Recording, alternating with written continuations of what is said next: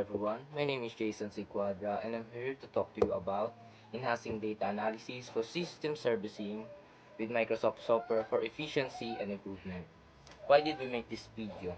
It's to help students in system service program or related field to learn how to use data analysis to improve their skills and efficiency. What are the purpose or why is it important to learn? First, basic analysis. It's to use simple calculation, charts, and graphs. Second, data cleaning. It's to learn how to clean and format data using tools like Excel. Third, presenting findings. How to communicate data, insights effectively to colleagues and clients. And lastly, is to learn how to use Microsoft software tools like Excel for data analysis to make it efficient and easier. And now I will show you a demonstration. First, we will copy some data in the documents.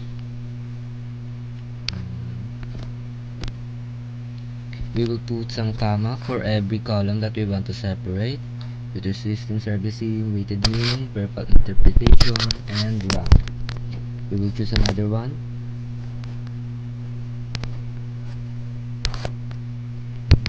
Powers data, VMR, the rank, the weighted average, comma,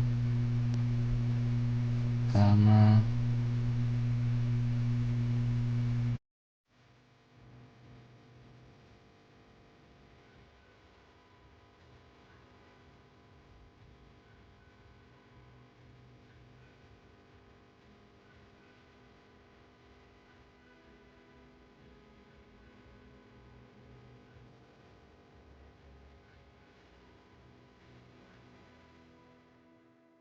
Now that we're done pasting, we will split the columns by using the split command.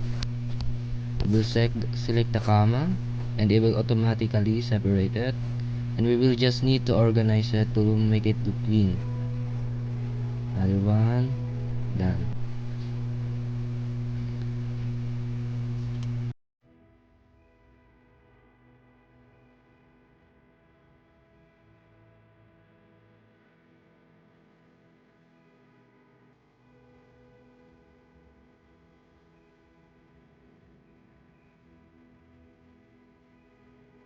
Now that we're done listing the data, we will just need to center align, middle align, and wrap to make it look presentable.